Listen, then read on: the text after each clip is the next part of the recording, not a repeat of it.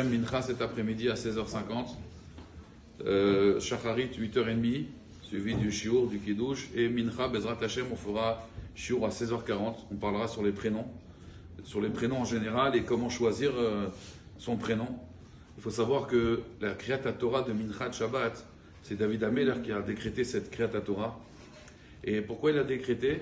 À cause de Yoshvé Karnot, ceux qui s'assoient dans les côtés, vous savez, dans les coins, dans les cafés là-bas, au fond le monde. Bon, en ce moment c'est fermé les cafés, mais Yoshvé Karnot, les gens le samedi après-midi, ils ne faisaient plus rien. David Ameler, il dit la Gemara, il dit David Ameler, comment? Samedi après-midi, c'est le moment le plus kadosh de Shabbat. Et les gens, ils font rien. Il a décrété une Kriyat Torah. C'est pour ça qu'ici, Baruch Hashem, chaque Shabbat, il y a un shiur samedi après-midi. Vous savez qu'une fois, le Rav Shalom Vadron, il parlait avec c'était un Rav Ashkenaz qui était beaucoup proche des Sfaradim, faisait des drashot. Rav Shalom Vadron donnait beaucoup de machalim. Et alors un jour, il parlait avec des jeunes Sfaradim, il leur disait, qu'est-ce que vous faites samedi après-midi? Pourquoi vous ne venez pas au cours de Torah?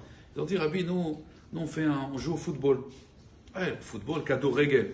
Le football, qu'est-ce que c'est le football? Et il lui explique, voilà, il y a 11 joueurs d'un côté, 11 joueurs de l'autre. Et il lui explique, voilà, le but du jeu, c'est quoi? C'est de mettre le ballon dans le goal, à l'intérieur du... Alors, Rav Shalom Vadron, il réfléchit, il dit, mais... Et ils lui ont demandé d'ailleurs, est-ce que c'est permis de jouer à Shabbat au football? Alors il a réfléchi, il a dit, pourquoi vous ne mettez pas le ballon Benash Mashot, Erev Shabbat, vous le mettez dans le but. Vous mettez dans le but, ou alors Chatzot Laïla, vous levez à Chatzot, le soir, il n'y a pas le goal, et vous mettez le but. Comme ça, vous n'avez pas besoin de jouer, si le but c'est de mettre le ballon.